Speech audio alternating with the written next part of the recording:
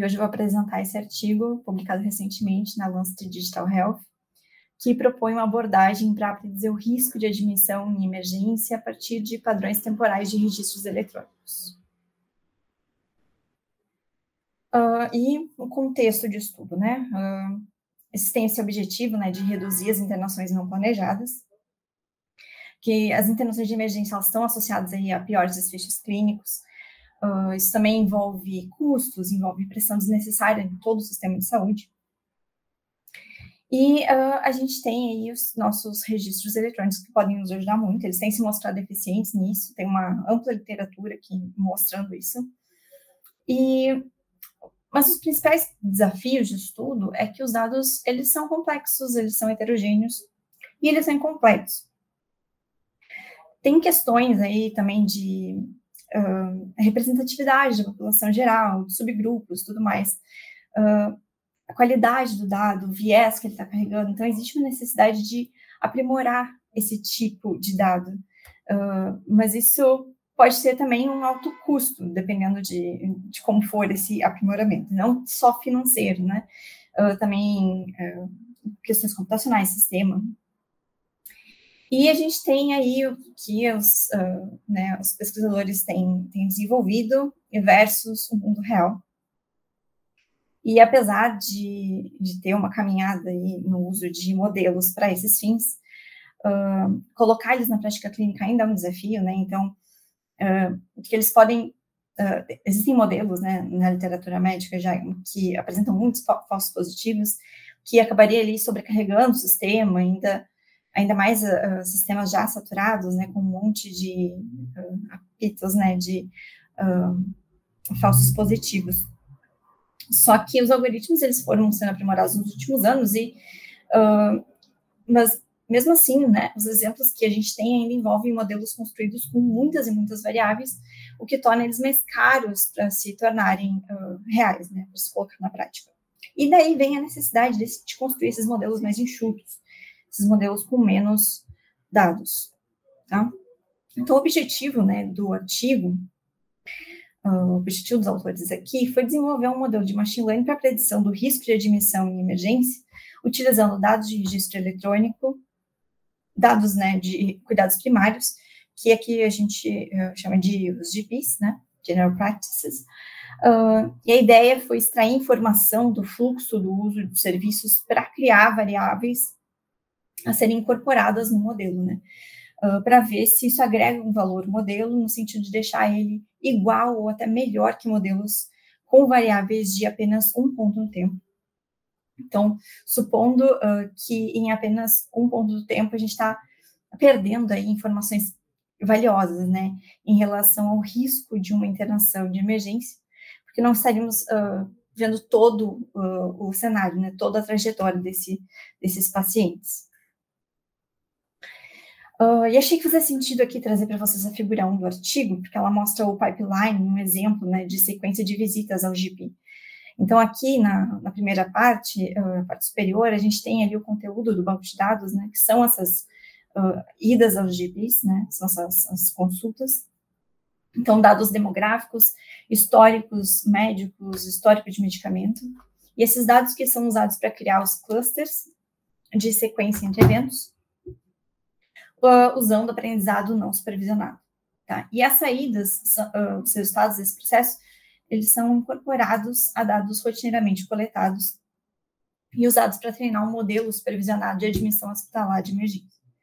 E aqui na parte de baixo, né, a parte inferior, a gente tem uma imagem que mostra ali os exemplos de 3 pacientes que foram internados na emergência e 3 que não foram, de como foi o fluxo deles de contatos com o sistema de saúde.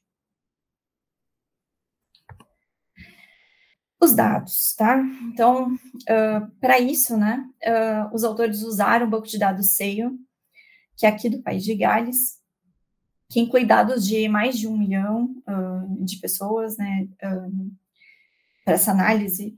É um banco de dados que abrange 86% da população de lá. Para essa análise, com pacientes em idade de 18 a 80 anos, incluindo dados dos GPs e consultas com especialistas. Eles incluíram pacientes entre 2016 e 2018 com pelo menos um REACH code no período, tá? Esses REACH codes que são sinônimos de termos clínicos utilizados e forem relevantes aí em relação ao atendimento. Para a sequência entre eventos, cada paciente teve sua sequência de idas ao GP transformada em intervalos de dias nos últimos 24 meses. E foram excluídos da análise todas as pessoas que morreram durante o período, porque eles não conseguiam fazer algumas identificações de processos que eram importantes, mas aí eles utilizaram esses pacientes de novo lá na análise de sensibilidade. E também excluíram os que não tinham dados demográficos completos, né? A idade, sexo e o Deprivation Index, que eles consideraram aí um conjunto mínimo de variáveis necessário para fazer a predição. E também excluíram os que tiveram 5 ou mais internações no ano de 2018, porque eles consideraram que essas pessoas tivessem algum risco, talvez já conhecido, ou que conhecessem melhor o sistema. As variáveis, tá? Então, começando pela outcome, ela é a admissão em emergência, né, em 2018, que é uma variável binária, 0,1, tá? Sendo que eles excluíram dessas admissões, tá? Admissões que fossem relacionadas à saúde mental. Eles trazem ali uma justificativa em relação a isso. É uma questão das necessidades ser um pouco distintas de outras emergências. Aqui não tem os pacientes com mais de 5 admissões, mas tem os que têm de 1 a 4 admissões, e para cada uma delas foi tratada como uma outcome diferente, tá? E os autores falam na avaliação do grupo de controle, e para isso eles geram uma data aleatória dentro do período de desfecho, né, no ano de 2018, para que assim cada paciente do estudo tivesse ali uma data index, né, em 2018, como se fosse uma data de evento, né, mesmo sem uma admissão de emergência. E eles escolheram isso para fazer no lugar de atribuir a mesma data para todos os pacientes que não internados em emergência, né, ali com uma ideia de evitar confusão e as variações nas idas de consultas em internações hospitalares. As variáveis dos modelos, tá? Eles utilizaram que eles chamaram de variáveis administrativas, né? Então, ali a gente tem as demográficas, como idade, sexo, etnia e o Deprivation Index. E o número de internações 1 ano antes da data de ocorrência, né, do desfecho. As demais variáveis, elas consideradas, né, no modelo, eles consideraram um banco de dados estendidos, né, variáveis estendidas, né, que são variáveis que compõem 26 comorbidades, e mais os pontos de dados clínicos ali, o número de prescrições, o número de idas aos GPs durante os últimos 2 anos. E essas últimas variáveis, elas representam mais os modelos mais tradicionais, né, que já mostrados na literatura. A engenharia de características temporais, né? Como é que foi construído essa variável que é incorporada no modelo supervisionado? A primeira parte, né, de tudo isso é essa construção do cluster. Os GPs, as idas, né, aos GPs, esses intervalos entre as idas vão virar arrays sequenciais, onde os elementos contidos, né, são os valores dos intervalos entre as consultas. Essa questão de arrays sequenciais, ela parece uma redundância, né, mas eles estão se referindo a manter a ordem ali dos atendimentos.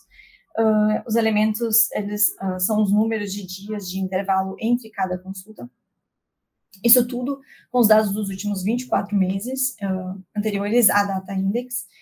E a análise de cluster foi feita com esses valores, utilizando GMM, né, que serve exatamente para casos onde os dados eles são bem heterogêneos, a distribuição está bem assimétrica, mas ela também, o GMM, ele requer que todos os indivíduos tenham o mesmo número de variáveis. Então, para isso, os autores selecionaram janelas fixas ali de número de intervalos, né, de eventos, de 18 GPs por paciente. E eles fizeram isso mantendo sempre esses 18 pontos mais próximos da data index. Então, mesmo que a pessoa tivesse dados anteriores a isso, eles mantinham os 18 últimos. E essa seleção ela é feita pegando, né, de 4 a 30 desses intervalos e colocando num modelo de regressão logística, utilizando validação cruzada. Daí eles fizeram a comparação considerando um equilíbrio entre performance e o número de pacientes, porque mais consultas ia significar menos pacientes, né? E aí 18 foi o melhor número.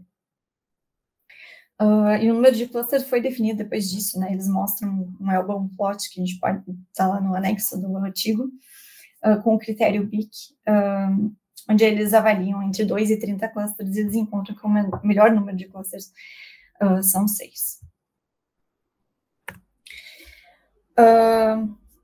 Então, o nosso modelo, tá? O pipeline do modelo usou como variáveis o rótulo do cluster, mais as variáveis administrativas básicas. Eles selecionaram 4 algoritmos para criar os modelos, então a gente tem ali a regressão logística, o Naive Bayes, o XGBoost e o MLP, e eles fizeram a otimização dos hiperparâmetros via Grid Search. Eles reportam lá também os passos de hiperparâmetros, quais foram os valores resultantes da otimização. E os modelos utilizaram a validação cruzada de SyncFocus. Tudo isso eles consideraram uma validação interna, tá?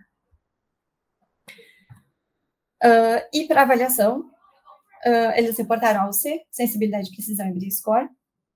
Eles também reportam as curvas de calibração e uma análise de sensibilidade, incluindo aqueles óbitos retirados lá no início. E daí eles realizaram uma validação externa, onde, na verdade, eles separam os dados em 3 grupos de regiões. Essa divisão não foi aleatória, ela foi considerando aspectos que faziam diferença entre as regiões, com essa ideia de ter essas características diferentes seria suficiente, né, para considerar uma validação externa. E realizar um processo de montar os clusters e treinar um modelo utilizando o primeiro grupo de regiões como treinamento e os outros 2 como 2 cortes de teste, tá? Eles utilizaram, nesse caso, os mesmos, a melhor otimização de hiperparâmetros do modelo anterior, e eles também fazem um modelo comparativo entre usar as variáveis administrativas e incluindo os clusters para comparar a importância das variáveis, ver como é que se o cluster se mostrava, né, relevante de fato para a predição do modelo. E esse modelo comparativo foi também comparado com um modelo estendido, né, aquele que tem um monte de variáveis, né, são 33 variáveis, mas não tem a presença do cluster. Os resultados, tá? Primeiro aqui eu vou começar dando uma descrição, né, do que eles viram, assim, nos dados. As pessoas que tiveram admissões de emergência, tá, elas foram mais velhas, entre elas tinham mais mulheres, o maior número de prescrições únicas e maior número de intervalos ali entre consultas nos 2 anos anteriores ao desfecho, tá? Sobre os clusters, eles aplicaram o GMM para agrupar essa sequência em 6 clusters ideais, e aí eles fizeram uma validação dos clusters, né, comparando com aglomerados aleatórios, né, usando a distância do cosseno ali, e testaram estabilidade em 100 inicializações, e identificaram quais eram os clusters recorrentes. Foi esse o processo, né, de encontrar aqueles 6 clusters e ver a estabilidade. E a gente pode ver esse processo aí nessa figura, que ela está mostrando os padrões e estabilidade desses clusters, mostrando também o perfil de cada um desses 6 clusters e a consistência deles ao longo, né, dessas inicializações. A gente pode ver ali que o primeiro cluster, que é o cluster 0, ele tem uma maior frequência e número, né, de intervalo de consultas, né, quase todas as semanas possuem consultas. E possui também a maior taxa de admissão em emergência, que é de quase 48%. Eles mencionam também que os valores dos centroides dos clusters 0 e 1, eles têm valores que respeitam um padrão muito parecido. Nos resultados do modelo interno, tá? Desempenho interno. Então, aqui nós temos resultados com as 5 variáveis administrativas, mais a variável advinda do cluster. Nessa etapa, o melhor desempenho foi do Perceptron, tá? Do MLP, com uma OCE de 0,82 e a precisão de 0,94. Também apresentou a melhor calibração, tá? Teve o menor brilho-score. Depois a gente tem ali o XGBoost, que alcançou uma OCE de 0,82, mas com uma precisão um pouco menor, de 0,45. E em seguida a gente tem ali a regressão logística, que apesar da OCE estar em 0,81, ela teve uma precisão de 0,4. E o Navy Base com o pior desempenho, né? E para comentar aqui também que esse modelo, incluindo os dados de pessoas que vieram a óbito, foram utilizados na análise de sensibilidade e a mudança foi quase nula, tá? Então, quando a gente olha lá os resultados, muda pouca coisa, assim, na terceira casa decimal. A segunda imagem que está aqui, ela também estava no anexo, mas eu achei legal trazer, que é as curvas de calibração e o comportamento delas, que nos permite ver aí a calibração de cada um dos modelos. A gente tem aqui também a importância das variáveis, e aí eles justificaram o uso do XGBoost para fazer isso, por ser mais fácil de fazer a análise da importância das variáveis.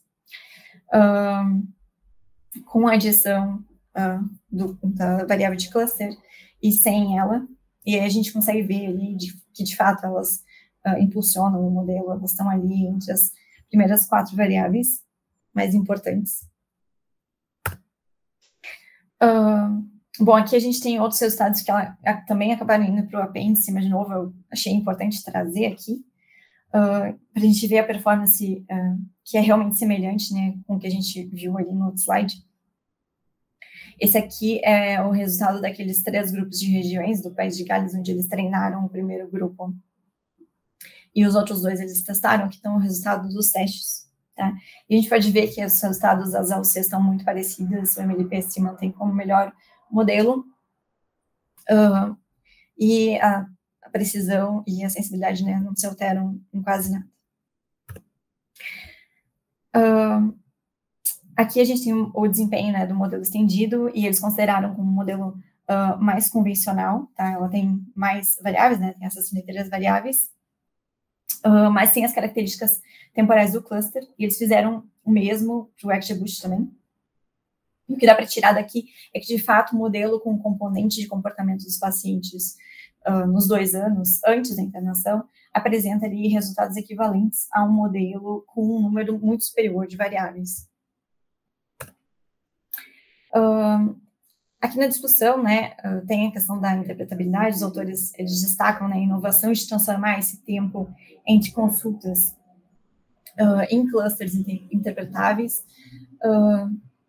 E também corrobora com o que já se conhece do comportamento dos pacientes. Então, tem vários estudos que mostram ali que os pacientes mudam de comportamento sobre número e frequência de consultas antes de uma internação de emergência.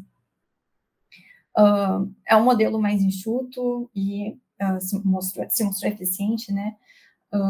Os autores, eles mostraram ali também o fato do modelo usar poucas variáveis, comparando um modelo, né, que apenas teve que ter 33 variáveis para ter uma performance semelhante.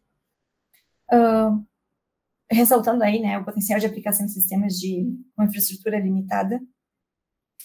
E